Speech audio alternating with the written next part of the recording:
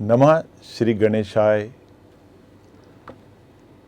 The news समाचार channel का शुभारंभ होने जा रहा है। प्रथम दिवस, प्रथम प्रोग्राम अपने श्रद्धा संत कंवरराम जी के श्री चरणों में समर्पित करता हूँ। आज का हमारे यह कार्यक्रम जो आरंभ होने जा रहा है, कंवर कथा। कुछ दिन पहले की बात है, एक मंच पर हमारे संत श्री चकरभाटा के प्रवचन दे रहे थे कि सिंधी समाज के 4 स्तंभ हुए हैं।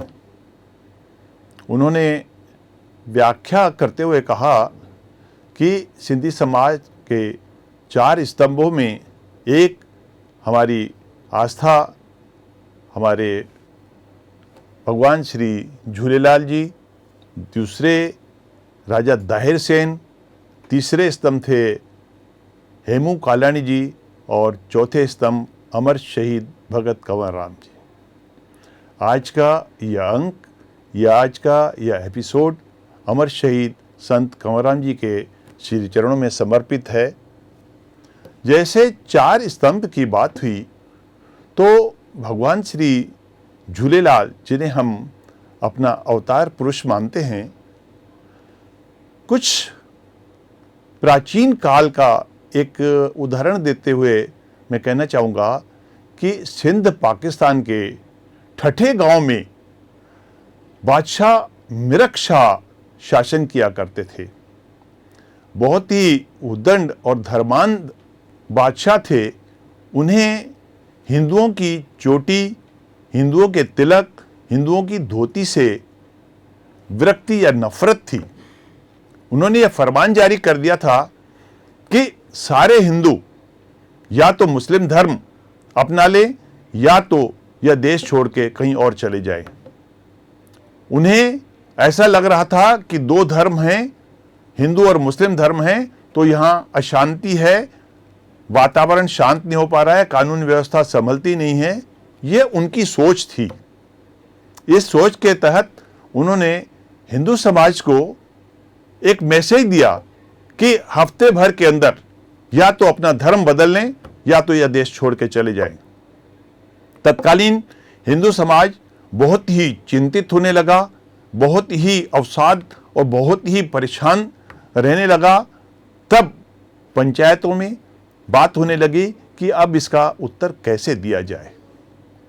तत्कालीन जो मुखिया थे, उन्होंने धैर्य से काम लेते हुए मुगल सम्राट तक यह संदेश पहुंचाया कि ठीक है, हम आपकी बात मानने को तैयार हैं, हमें 1 हफ्ते का समय दिया जाए। उन्होंने अपने आपस में विचार विमर्श किया और मिरख बादशाह के दरबार में उपस्थित हुए। तत्कालीन जो मुखिया थे बहुत ही समझदार, बहुत ही सुलझे हुए थे। उन्होंने मिरख बादशाह को अपनी बातों में लिया और उनसे ये कहा कि ठीक है, हम आपकी बात को मानते हैं, लेकिन हमारे जो धर्मगुरु हैं, जिनके प्रति हमारी आस्था है, हमें उनसे भी कुछ विचार विमर्श करने दीजिए, हमें अपनी आवाज़ वहाँ तक पहुँचाने दीजिए, हमें कुछ समय दीजिए, हम आपको आपकी बातों का जवाब देंगे। यह समाज दरिया किनारे एकत्र हुआ और वहाँ पुकार लगाने लगा अपने इष्ट देव को। इष्ट देव ने अवतरित होकर दर्शन दिए। बताया जाता है कि एक मछली पर सवार होकर झूलेलाल भगवान ने वहां दर्शन दिए और उन्हें आश्वस्त किया कि मैं जन्म लेकर आ रहा हूं इस धरती पर और इनके जुल्मों से आपको मैं मुक्ति दिलाऊंगा। ऐसा आश्वासन देकर वे विलुप्त हो गए। कुछ समय के बाद झूलेलाल भगवान ने वहाँ सिंध पाकिस्तान में नसरपुर गांव में भाई रतनलाल जी के घर में जन्म लिया। अवतारी पुरुष थे। उन्होंने मिरख बादशाह के जुल्मों से तत्कालीन हिंदू समाज को, सिंधी समाज को मुक्ति दिलाई और कहा जाता है कि विष्णु के अवतार थे भगवान झूलेलाल जी। ये सिंधी समाज के प्रथम पूज्य माने जाते हैं, अवतार पुरुष माने जाते हैं। दूसरे थे हमारे राजा दाहिर सेन। सन 712 ईस्वी के 20 जून को वो शहीद वीर गति को प्राप्त हुए। पश्चिम से जो धर्मांध, जो मुस्लिम आक्रामक वहां आक्रमण करते थे, राजा जाहिर सेन के लिए कहा जाता है कि इन्होंने इन सीमाओं को वहां संभाल के रखा था। इनके रहते वो मुगल सिंध की सीमाओं में प्रवेश नहीं कर पाते थे। कई बार मुगलों ने आक्रमण किए और मुंह की खा के लौट गए। मुगल बादशाह ने अपने वजीर मीर कासिम को आक्रमण के लिए जब भेजा, तब मीर कासिम ने छल करके राजा दाहिर सेन का वध करवाया। हुआ यूं कि कुछ सैनिकों को महिलाओं के भेष में राजा दाहिर सेन की सेना के अंदर भेज दिया गया। वे विलाप करती हुई राजा दाहिर सेन से मदद मांगने लगी। दयालु किस्म के राजा दाहिर सेन, जो गौरक्षक भी थे, गौरक्षक के लिए पूजे जाते थे, माने जाते थे, उन्होंने उन्हें आश्रय दिया। ये महिलाएं उन्हें आगे ले जाकर किसी विपत्ति में डालने वाली थी, ये राजा दाहिर सेन को पता न था। जब ये राजा दाहिर सेन आगे बढ़े, तब मुगल शासकों के कुछ सैनिक महिलाओं के वेश में दर्दनाक आवाजें निकालकर चीख पुकार कर रहे थे। राजा दाहिर सेन तब उस ओर आगे बढ़े और उस सेना के बीच में जब घिर गए, तो छल पूर्वक भालों से, अग्नि बाणों से उनके ऊपर वर्षा की गई और उन्हें उनका वध किया गया। अकेले ले जाकर उनका वध किया गया। वीर गति को प्राप्त हुए राजा दाहिर सेन जब तक सिंध की सीमाओं के रक्षक रहे, तब तक मुगलों ने कभी साहस नहीं कर पाया कि सिंध की सीमाओं को वे पार कर पाते। राजा दाहिर सेन 12 साल की उम्र में पिता के देहांत के बाद गद्दी पे बैठे। उनके चाचा श्री ने 6 वर्ष तक गद्दी पे उन्हें बिठाकर अपनी ओर से राज किया, परंतु 6 वर्ष के बाद उनका भी देहांत हो गया। 18 वर्ष की उम्र से राजा दाहिर सेन ने सीमाओं की रक्षा की। ये सिंधु समाज के गर्व माने जाते हैं। इनका वेश, इनकी वेशभूषा वीर शिवाजी जैसी होती है।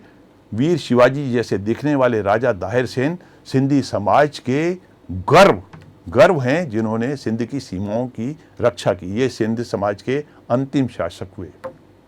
आइए उसके बाद हम आते हैं शहीद हेमू कालानी के ऊपर। शहीद हेमू कालानी का जन्म मार्च 1923 में सिंध के सक्खर जिले में हुआ था। शहीद हेमू कालानी बचपन से ही कुछ क्रांतिकारी स्वभाव के थे। 1942 में गांधी जी के भारत छोड़ो आंदोलन से जुड़े।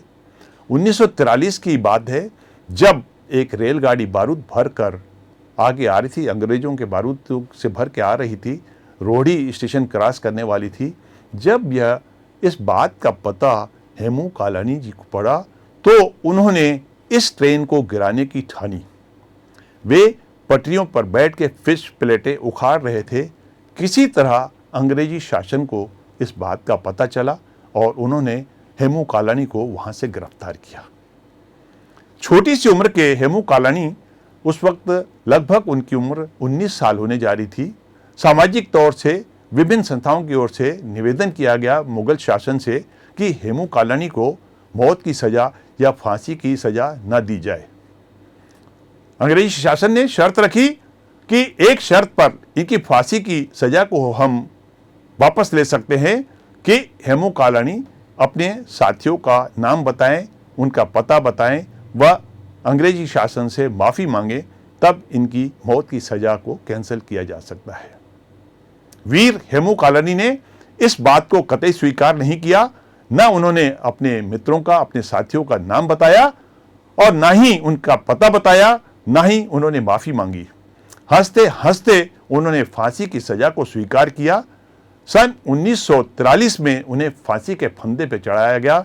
जब उनसे उनकी अंतिम इच्छा पूछी गई, तो उन्होंने कहा, अगर मेरा अगला जन्म हो तो भारत भूमि के ऊपर हो। और उन्होंने भारत माता की जय और इंकलाब जिंदाबाद का नारा लगाते हुए फांसी को गले से लगा लिया। हम जैसे शहीद आज़ाद भगत सिंह को याद करते हैं, उसी प्रकार शहीद हेमू कालानी को भी सिंधी समाज याद करता है और गर्व करता है अपने सिंधी होने पर और अपने हेमू कालानी के ऊपर। आइए आज के हम विषय पर आते हैं। सिंधी समाज के सर्वमान्य संत, जिन्हें सारा विश्व सम्मान की दृष्टि से देखता है और सारे विश्व में जो पूजे जाते हैं, ऐसे सर्वमान्य संत अमर शहीद भगत कंवर राम जी के विषय में कुछ बतलाने जा रहा हूँ। अमर शहीद भगत कंवर राम साहिब का जन्म 13 अप्रैल 1985 को सिंध प्रदेश के सक्खर जिले के जरवारन ग्राम में हुआ था। भगत कंवर राम जी के बारे में एक शब्द ये कहना चाहूँगा कि उन्हें कभी भी उन्होंने अपनी शक्ति या अपने किसी भी चमत्कार को जाहिर होने नहीं दिया, परंतु एक वक्त की बात है जब एक मृत बालक उनके हाथों में दिया गया और वो लोरी सुनाते सुनाते जब उन्हें ये पता चला कि ये बालक मृत है, तब बड़े विचलित हुए संत कंवर राम जी और अपने ईश से, अपने प्रभु से प्रार्थना करने लगे कि हे ईश्वर, हे मेरे मालिक, इस बालक को अगर मेरे हाथों मृत वापस किया गया तो ये कलंक लगेगा कंवर के जीवन पर। ऐसा कलंक लेकर ये कंवर जी नहीं पाएगा। हे प्रभु, इस बालक को जिंदगी दान दे दो, चाहो तो उतने जिंदगी के मेरे दिन मेरे खाते से कम कर दो। ईश्वर ने संत कंवर राम जी की पुकार को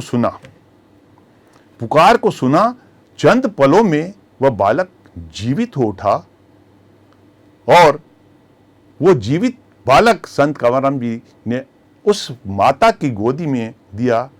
इस छोटे से लेखक, इस छोटे से कवि ने 4 लाइनें लिखी कि लोरी सुन रो उठा मृत बालक, कि लोरी सुन रो उठा मृत बालक, सबने देखा चमत्कार मृत बालक को जीवित देखकर। जिंदगी जीत गई मौत को हराकर। विधि ने बदला अपना विधान, अपने कंवर को जिताकर। विधाता ने रख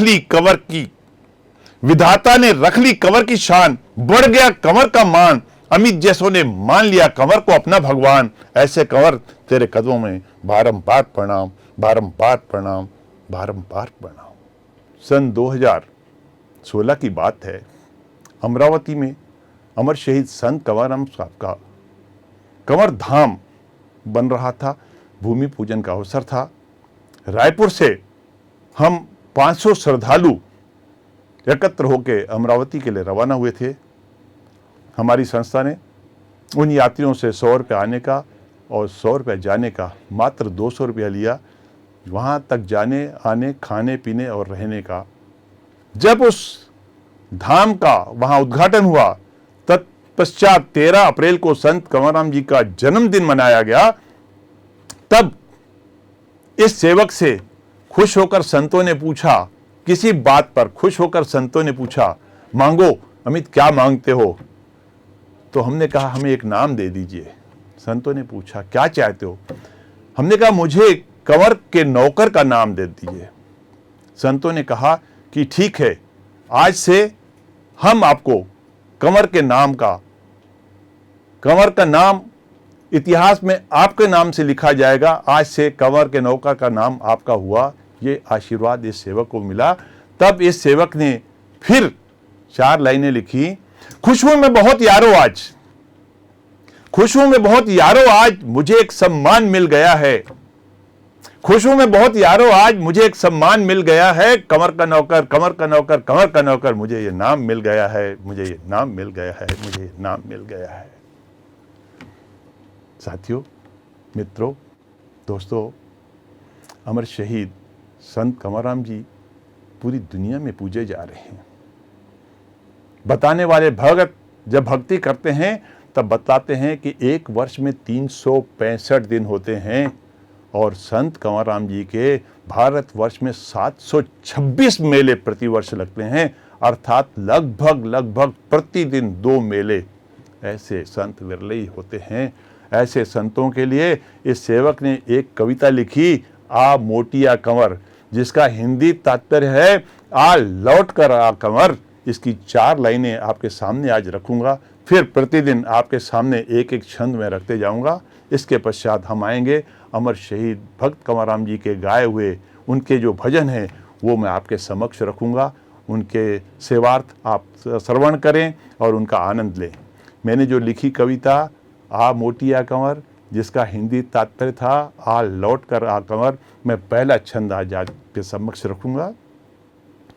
झुकती हैं नजरें करती हैं प्रणाम, झुकती हैं नजरें करती हैं प्रणाम, झुकता है हमारा मस्तक वहां वहां कंवर, महसूस करते हैं तेरे कदमों के निशान हम जहां जहां कंवर, आ लौट कर आ कंवर, आ लौट कर आ कंवर, आ लौट कर आ कंवर, आ लौट कर आ कंवर। आइए भक्ति रस में डूब जाइए। संत कंवरराम जी के भजनों की ओर हम आपको लेकर चल रहे हैं। प्रतिदिन यह प्रक्रिया चलेगी, यह क्रिया चलेगी और हम आपके समक्ष आएंगे संत कंवरराम जी के जीवन वृत्त को लेकर, उनकी जीवनी को लेकर कुछ छुपे हुए रहस्य आपके सामने रखेंगे। तब तक आइए हम डूब जाते हैं भजन संगीत में, संत कंवरराम जी के गाए हुए उन भजनों में, उन गीतों में। नमस्कार आज के लिए। जय कंवर, जय जरवारी, सदा बहारी, सचो सतराम, सुनो कंवरराम।